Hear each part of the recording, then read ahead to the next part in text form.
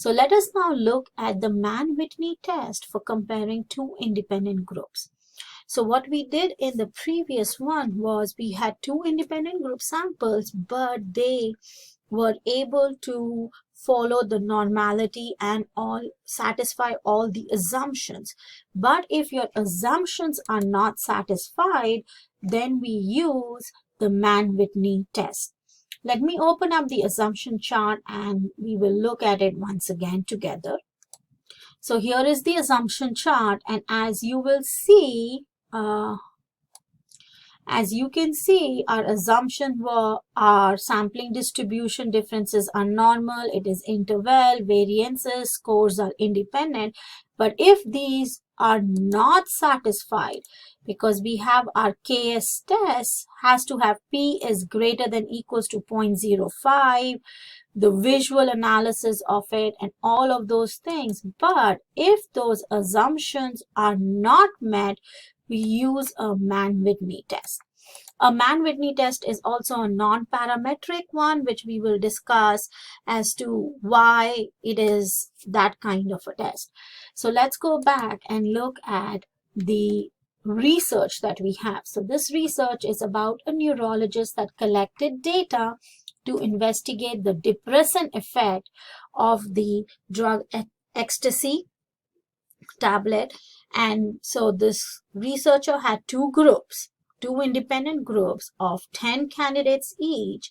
10 were given the ecstasy tablet on Saturday night and 10 were allowed to drink alcohol only. And then the level of depression was measured using the Beck Depression Inventory, that is a BDI, after 4 days. A somewhat similar example is for your assignment, but in that case, it is the time is different. When is it measured? Okay, so we will talk about that later. So here is my table. This is my participants, all 20 of them, and then you're going to see that they are in two groups, either group 0 or group 1. I do want you guys to understand this, that if the group is 0, that does not mean there is no ecstasy tablet given to them. Here 0 stands for the ecstasy tablet given and 1 is for the alcohol group. So each participant is in a group. The number 0 and 1 is a dichotomous nominal data that provides whether they are in group A or B. I can always make it 3, 4, 1, 2, any number that I want, but researchers generally assign group numbers from like 0, 1, 2, 3 or 0, 1 if it is a dichotomous data set, or 1 and 2. So here I have my participants. Here is whether they are with the group that got the ecstasy tablet or if they were only drinking alcohol. And here is the Beck Depression Inventory scores for Wednesday, because we are going to see what is the depression scores after 4 days. So what is my research question? Let us first state the research question. What is the difference in the reported level of depression between those who used alcohol and those who used ecstasy 4 days prior? Because why does it say 4 days prior? Because I am looking at the depression levels after 4 days. So that is why they had used ecstasy 4 days prior. I have made this in italics so that the difference is much more clearer and apparent to you guys. When you do a research question, none of this will be in italics. It will just be normal font. But to make the emphasis, I have done that.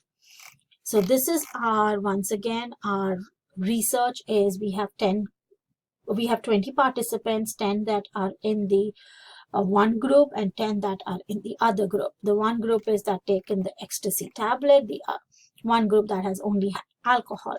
And our research question is to see the difference in the levels of depression who had taken alcohol or ecstasy 4 days before or 4 days prior. So we are testing it after 4 days. So what is our null hypothesis?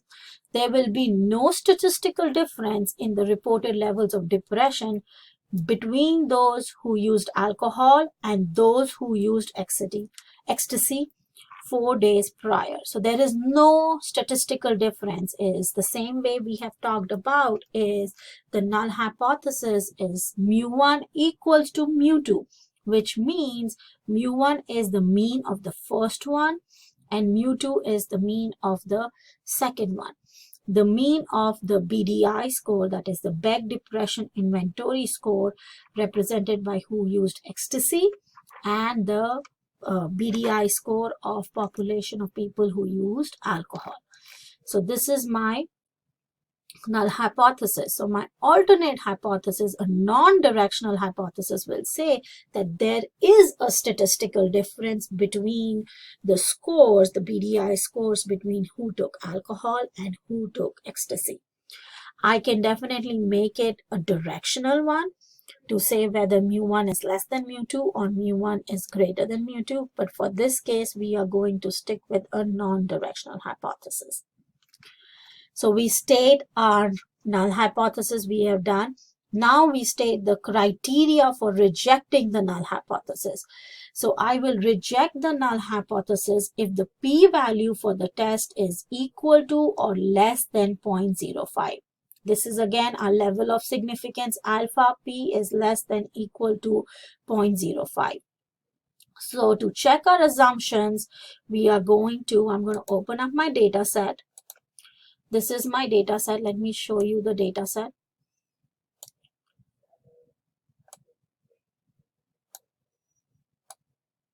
So this is the data set. So you can see that this is the participants. This is the drug group, 0 or 1, and then this is the BDI score on Wednesday. So if you look at the variable group, you are going to see that this is the participants are ordinal. Actually, they should be nominal data set because you are not ordering them in any order. So they're going to be the nominal data set. Your drug group is also nominal data set. However, it is a dichotomous because they could have value of 0 if they took ecstasy on Saturday and 1 if they took alcohol on Saturday. And then you have your BDI, which is a scale. So I go back to my data view, I do analyze, and I want to explore. And so when I want to explore, my dependent is the BDI scores, and then this is my factors by 0 and 1. I am going to click on plots, make sure I have the histogram clicked. I'm going to press continue, and then I'm going to press OK. So then it is going to generate my plots. So here are the plots. As you can see, this is one plot, the histogram. They took ecstasy on Saturday. This is one group for the group, and then they took alcohol on Saturday. So if I go back to my document, so here are the drug ecstasy and the drug alcohol. So if I look at the normality, this does not follow, the visual representation does not follow normality. So that means this is a no. Then I also see whether my n is greater than equals to 30, and it's seen that no, I only have 20 participants. So this is again no. Histogram is not normal, n is not greater than equals to 30, so that is a no, and I already have given an answer here. So let us do our KS test for the p-value. Okay, so I'm going to go back to my data set. You do not have to do the analysis using SPSS. I am doing all that, but I'm showing it to you so that you guys, so I'm going to click on normality plots with the test, press OK. So I get my normality, and this is my KS test that comes out to be. And so you can see the p-value. If you are looking at the p-value, let me go back to the, so this one for the ecstasy is 0.126, which satisfies the condition, but for alcohol it is 0.009, which does not satisfy the condition. So how do we write this down? How do we write? We say D, and then we put in parentheses the degrees of freedom 10 equals to 0.31. But remember, here is that comes in, the statistics comes in from here. If it is the third decimal is more than is 5 or more than 5, we have to round it off. APA only allows 2 decimal point, and you have to put a 0 before the decimal. Comma P is equals to 0.01. Once again, this is a 9, so we round it off and it becomes 0.01. For the P value, there is no 0 before the decimal. But when we are writing about the test statistics, we have to put a 0 before the decimal. So these are the things you have to be careful about, is because I will be looking for those things. All right, so now it tells you what significance has been done. Is now I have to do the Levine's one and see whether the p-value, what does the p-value come out to be. So already we know normality is no, and we are going to run that test for homogeneity of variance, though we have the dependent variable on the interval. So let's first run this test. So I'm going to go back to my data set. I'm going to say analyze, descriptive, explore. I already have my BDI score Wednesday in the dependent. The factor list is the drug group. I click on plots, and in this case, instead of when it says none, spread versus level with the Levine test, I say untransformed, and I press continue and I press OK. And so here is the homogeneity variance, test for homogeneity of variance, to see whether the spread across the mean is constant or is the same. So that is what we are looking for. So if we go back to our paper, this is the table. Once again, remember, it is formatted as APA here, but when you copy and paste it from the output, it would not be formatted. So that would be your responsibility of doing it. So in this, we have to see whether the p-value is greater than 0.05. So in this case, it is greater than 0.05 because we are looking at based on the mean, because it is an interval level, and based on the mean, it is 0.485. So it says yes, but since normality is not met, the assumptions are not met. So we cannot do an independent sample t-test. We have to do a Mann-Whitney test. So here is the report. Once again, this is your script to write. An inspection of the data indicated that all the assumptions for an independent sample t-test were not met. So here we are just stating it in the language for the paper. The result from the Levine's test indicated homogeneity or variances. So we have the F, 1, 18. Where are we getting? We are getting the degrees of freedom here. Degrees of freedom 1, degrees of freedom. So 1, 18 equals to 0.51, which is here the statistics. Remember, whenever we write about the test, we put it here, and this is actually your p-value. So you have the p-value there. Now this should have been 0.49, and by mistakenly it is 3 decimal digits. So I'm going to change that one, but it should be 0.49. I assume score independence because there was no evidence that one participant score affected another participant's score during data collection. So as we have discussed in the independent sample, and I will reiterate over here also, we had 4 conditions, right? We had the condition of whether the homogeneity of the variances, so that is satisfied. We also can assume score independence because we can say that the score of one participant is not affected, like there is no evidence that one participant's score is affected by another participant's score. And we also know that the dependent variable is the interval level. However, there was not enough evidence to establish the normality assumption for the independent sample t-test. So you see how the writing is. So we are giving them what is there, and then we say, however, please copy and paste this script and change your values or change the wording as it fits seems to you. So that is what I want you guys to understand. How do we report the statistical analysis or quantitative data? We all also say that the visual analysis of the histogram of each group did not indicate normality, even though the results of the KS test was not statistically significant for the ecstasy group. That means it was showing normality for this one, but it was not showing for the alcohol group. We cannot accept the assumption of normality. So what do we do when we do not accept the assumption of normality? We have to do a Mann-Whitney test, which is what this is about. So if we look back over here, we are going to go and do the non-parametric test on Mann-Whitney.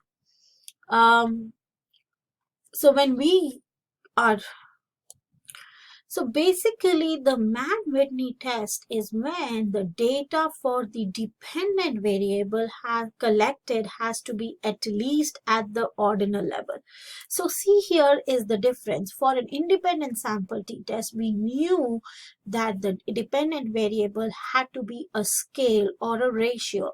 But for the Mann-Whitney, it has to be at least at the ordinal level. So we are actually watering down or taking a step down from the statistical analysis and just talking about the rank or the ordinal level data. So it obviously satisfies our condition assumption for Mann-Whitney because it is at a higher, it is continuous. But even if it was not continuous, this would have worked. So we are basically watering it down.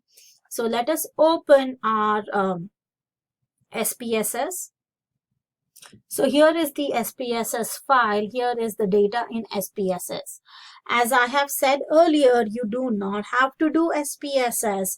I will be doing the statistical analysis for you.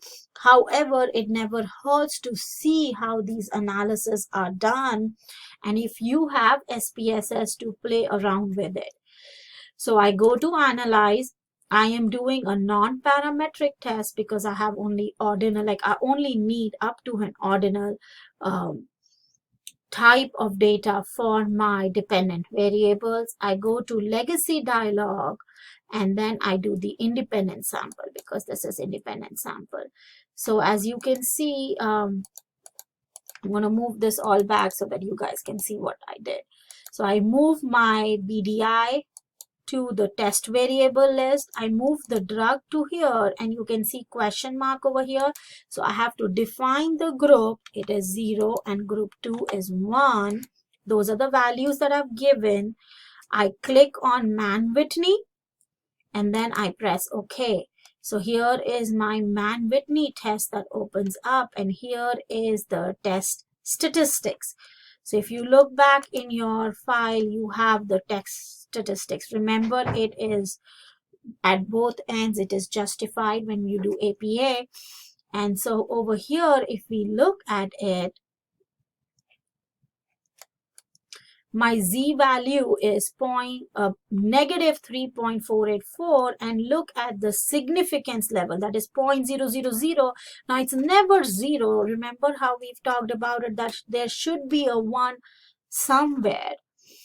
So this is significant. So that means we do reject the null because it is less than 0.05. So do we reject the null? Yes, because it is less than 0.05. So to find the effect size, what do I do to find the effect size? I take the Z value, that is negative 3.484, negative, because this is the negative value, under root of 20. Why do I do 20? Because that is my sample size. I have 20 participants and I get the effect size to be negative 0.78, which shows that it has from a moderate to a high effect size. So this is where you have it. So why do we use medium and not mean when we are talking about the Mann-Whitney test? Is because remember how it is focused on the ranks of the numbers. You had done a descriptive statistics in which we had interval level, ordinal level, the ranks, and then we also had the nominal data set. So in this case, the more meaningful result comes from the median instead of the mean. This is kind of also your script for your answer for your assignment. Okay, so let us go down, and here is the description over here that you can see. So you see the mean and all, that's all the different description is given to you.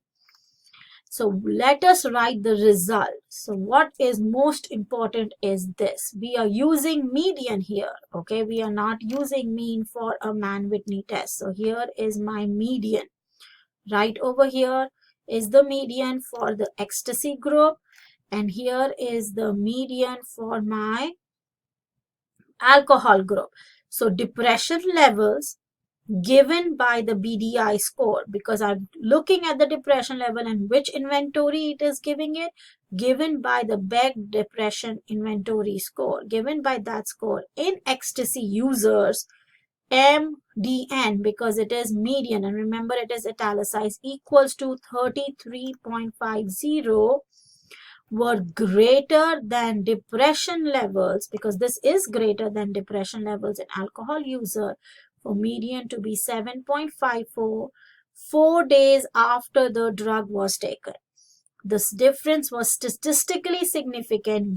I use the word U because this is what it is. The U is equals to 4.00 with P is less than 0.001. Now this does give you 0.000, but we will just take 0.001 because of the p-value being so small, which is less than 0.05. R is equals to negative 0.78, which is my effect size. So this is all the way you have to write the result of the statistical test. All these tables are already there for you. You just have to interpret the results from the various tables. All right, if you have any questions, please don't hesitate to ask. Best of luck for this section of the assignment.